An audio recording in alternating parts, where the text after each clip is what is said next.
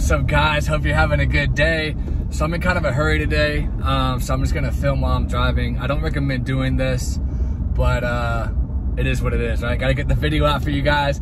So today we're going old school with it. We're doing another album sales prediction, sales projection. We got the new MGK album, Mainstream Sellout, which, by the way, I'm a big MGK fan. Screw the haters, I don't care what they say. I've been a fan of his since Wild Boy came out back in like 2011, you know what I'm saying? So I'm an old school fan, and I really love what he's doing with the pop punk stuff. So we're gonna talk a little bit about it in this video, and then I'm gonna give a sales prediction on what I think it's gonna sell in the first week at the end of the video. So, like I said, been listening to this guy for a long time. I loved the direction he went in with Tickets to My Downfall. I thought it was a very smart career move. And look, it paid off in spades. He took a big risk by doing that. Like, it could have really backfired, but it worked out tremendously. He had his first #1 album. He sold over 100K.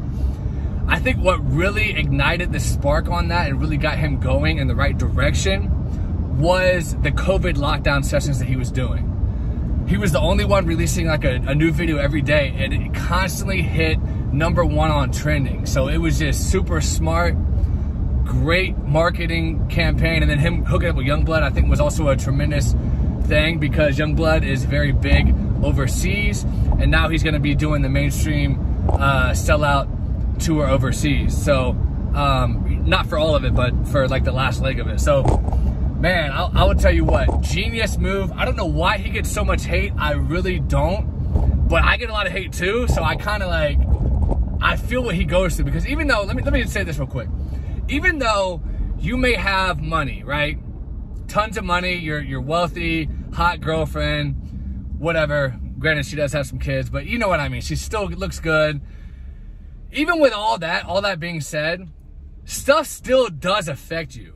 Like, he sees the comments, he sees the videos and the articles and the tweets and everything else. Like, he's still, at the end of the day, a human being with feelings, you know what I'm saying? And I totally understand it. And I think it's messed up because he actually has some talent. Let me also say this.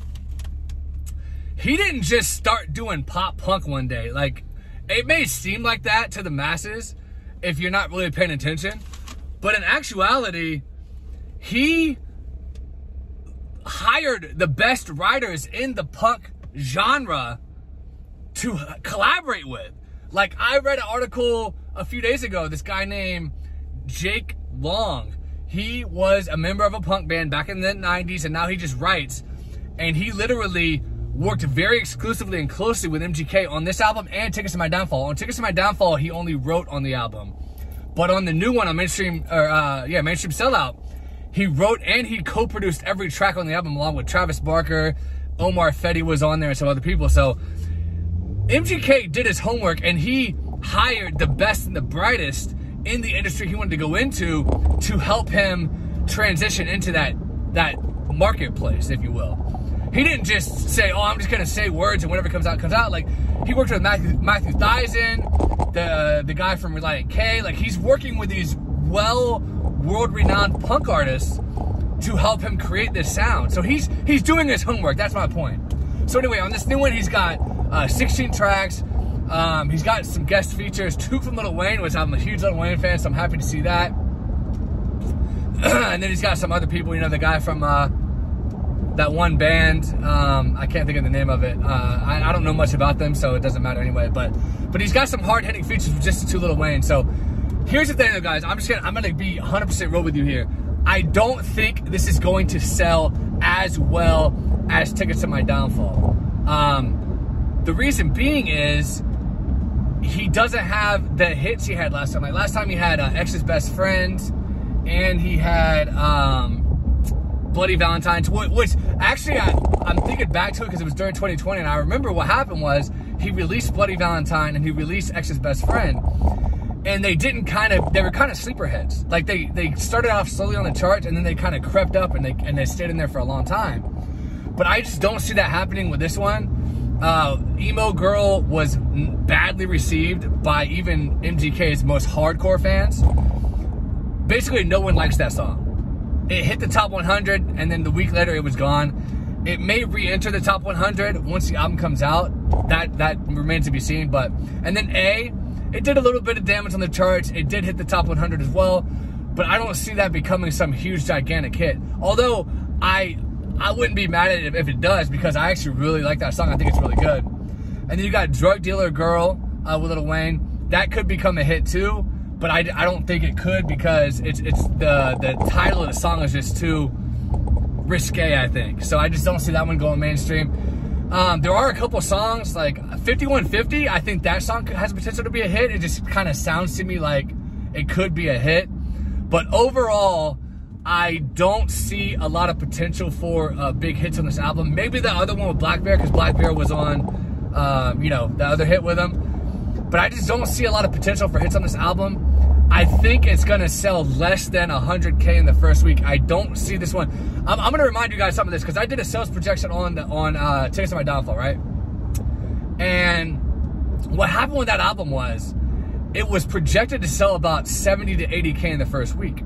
So what they did was, in the middle of the sales week, they released a deluxe version, and they tagged on like another 8 to 10 songs. They did the Sellout, or whatever it was called, not Sellout, whatever it was called. They released a deluxe edition in the middle of the week, and they added a bunch of new songs on there, and everything that came together and culminated was able to push it over 100,000. But originally, it was not projected to sell that.